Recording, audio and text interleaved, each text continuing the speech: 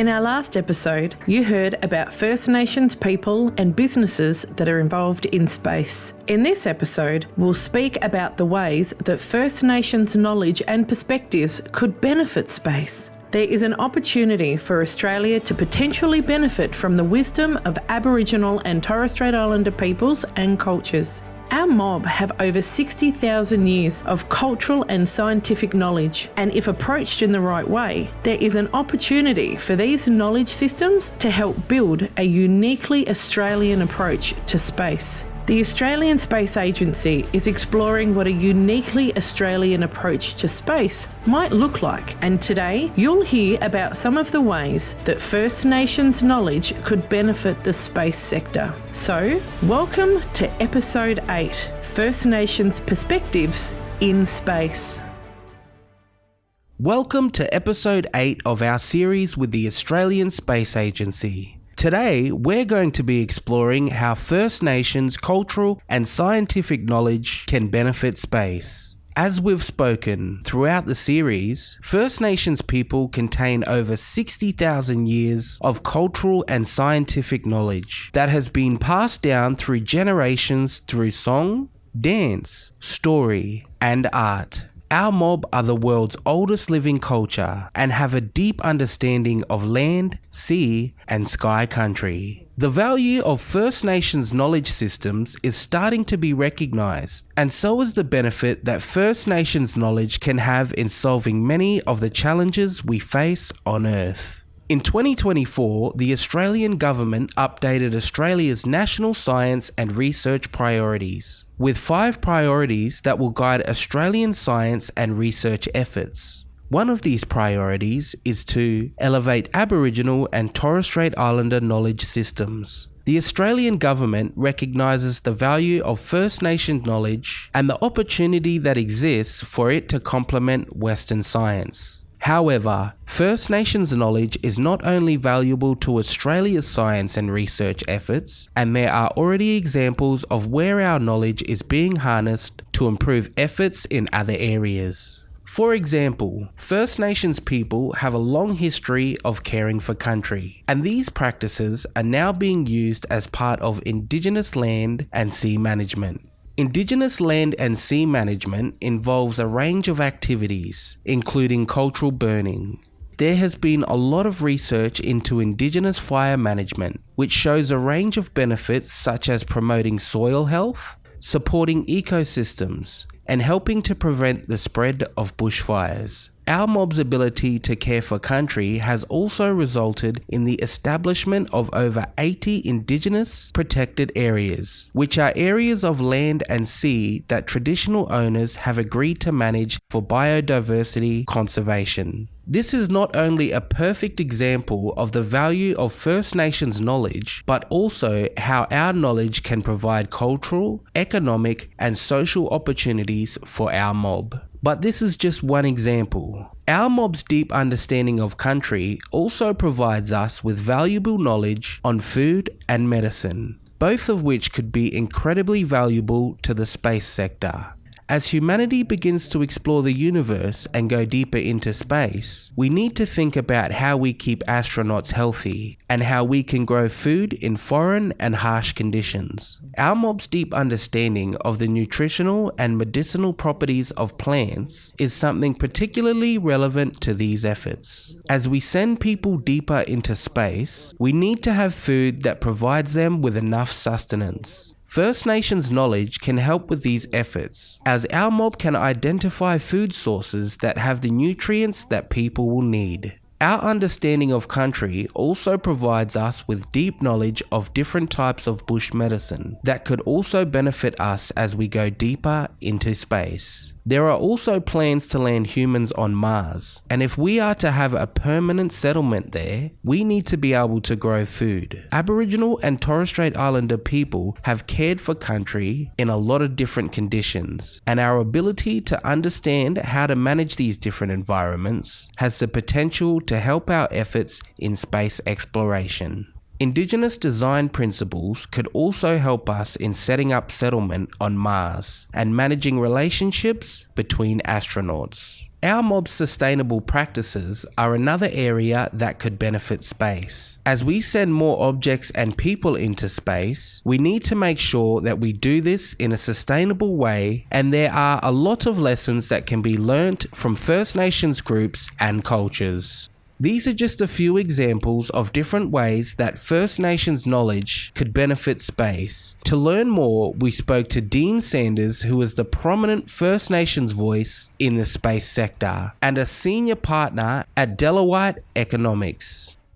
You're tuned in to Tiba Radio, your voice in the bush. And joining us today on the show, we have a very special guest. We're joined by Deen Sanders. So thank you for joining us today, Deen. Could you start by telling us a little bit about who you are and your journey towards space? Yeah, thanks, John. Thanks, Bart. It's Nada Deen, Wananga Goody, Wanama. My name's Deen Sanders. I'm a Warramai man from mid-north coast, east side Australia. In Waranga, I'm not a freshwater people up in those mountains there. So I was born up on country up in those cold mountains, which I know is a bit tricky for lots of people listening to the radio because it's coming from all over the place. I'm joining you today. I'm tuning in from Gadigal, so I'm Gadigal and Gadigal Baragaba, my language here, which is down Sydney way, connecting into this radio show all over country from down this way.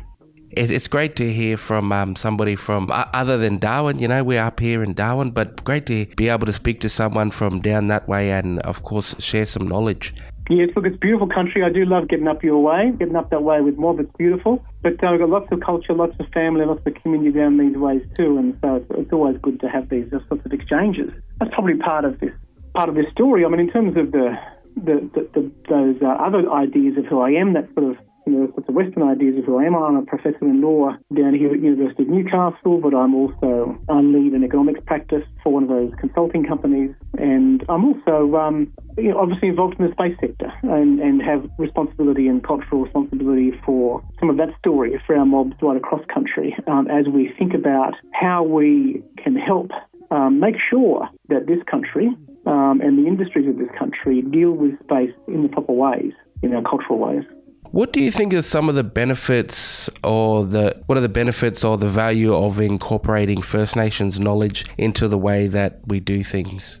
Well, as you know, and as everybody listening to this show knows, our people have had knowledge of the stars and knowledge of sky country since time immemorial. We've been telling stories, we've been mapping those stars, we've been using them as calendar, we've been using them as seasonal ceremony cycles, we've been using them as knowledge. It's our library. It's also our old people. Different parts of our country, different nations across our country have different story about those stars, including how our old people live up there and visit in different places. Bulimar is that name in my language down here in terms of how we think about our relationship. So when you've been doing that sort of story, when you've been thinking about that and observing that and mapping it for 100,000 years or more, you pick up some stuff, and there's a bit of knowledge in there. Yeah, that's exactly system. Right. It's only been looking at it for, 60, 70 years, 100 years, and if you think about even Galileo, only took a couple of thousand years versus 100,000 years.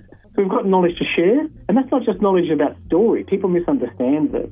They think that all we've got to tell them is story about stars and a bit, cute stories about sky country or ancestor beings or those types of things. But that's science. We have knowledge in our systems that is deeply embodied, deeply complex science that the West can learn from and benefit how they think about their relationships to stars and relationship to sky country and responsibilities that gives rise to.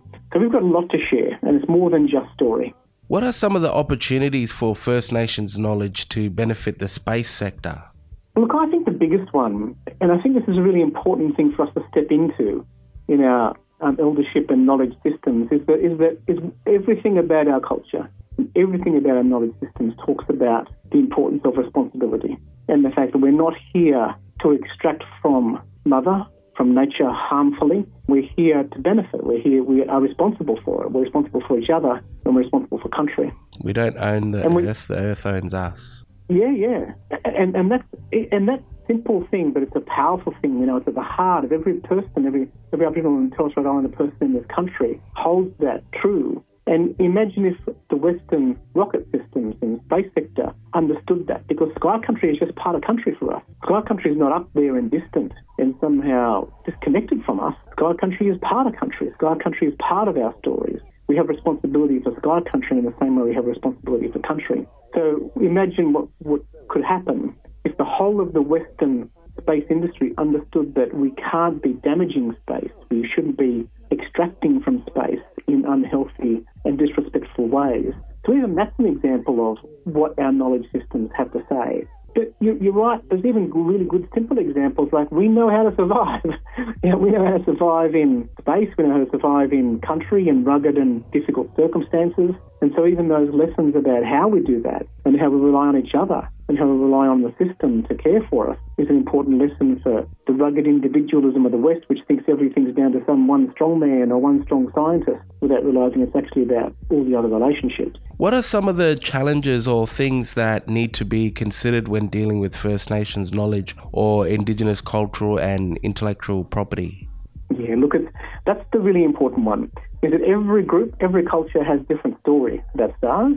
And so one of the things that upsets me a lot is I hear a lot of that sort of people just wanting us to tell them the star story. And that's it. And then they take that and they turn it into a logo or they turn it into a textbook and then they sell it back to you. It's got to get their knowledge back to you. As though somehow it's theirs now because we told them that story. And we know stories don't become the property of the person who hears it. It's a collective relationship, an ancient relationship. My stories don't come from me. I didn't make them up. They come from my families and my communities over thousands of generations of that knowledge. That have told that story and passed it on and passed it on. Yeah, it hasn't been written down or anything like that. It's been too hard to write down. Yeah. It's been passed on. There's no much use in it when you write it down, because if you're reading that book in a dark room in a library, it's not the same as sitting out under those stars and having that story come alive for you. True. I never thought about that. Eh? You don't have light out there in the middle of the night, in the middle of the bush. So that's another one reason. It's difficult to read, eh? Why you had to tell the story. That's right. And so that's just one example of how the West tends to think that it can take knowledge and then it becomes their knowledge. Well, our knowledge is always our collective knowledge, and so there's intellectual property requirements around that, and there's challenges around that, but that also goes to things like plants, and science, and how our knowledge is used in those ways. We have to honour the fact that knowledge belongs to our culture, belongs to our communities, belongs to our histories and story. It's not something that can be extracted from. That's a big thing when you talk about plants, the big thing when you talk about the botanical elements of science, because pharmaceutical companies and all these other people are trying to take that stuff and turn it into a product, and then they try to copyright it and lock it up. We've always had those stories, always had that science. So it's our duty and our responsibility to share that in the right way, but it's the science community's responsibility to honour that and to acknowledge where that knowledge comes from. Alrighty, well, thank you very much, Deen, for taking your time to chat with myself and, of course, everybody here on the TIBA network. We cover 30 Aboriginal communities here in the top end, all the way at the top there, Tiwi Islands, all the way down to Kalkarinji, and everything in between there. That's us. We got big mob radio stations and all those remote Indigenous communities. So all them mob are listening in. Thank you very much for, of course, chatting with myself and taking your time today to, of course, speak with the listeners out there on the TIBA network. It's beautiful spending some time with you. Love to all that mob up there. Love the family up there. Manambu Gapu. Speak soon, eh? Thank you, brother. As you've heard today, the incredible value of First Nations knowledge is finally starting to be recognised in the Western world, and this is presenting a variety of opportunities for our knowledge to be elevated alongside Western science. Our deep understanding of land, sea, and sky country could provide a range of benefits to the space sector and provides Australia with an opportunity to develop a uniquely Australian approach to space. However, this must be approached in the right way and done in partnership with Aboriginal and Torres Strait Islander people so that traditional knowledge, language, cultural expression, and intellectual property is respected and protected. In next week's episode, we're going to take a look at some of the challenges facing the space sector, such as space sustainability and the concept of dark and quiet skies. We'll also explore how First Nations knowledge can help us in facing these challenges. Thanks for tuning in. Until next time.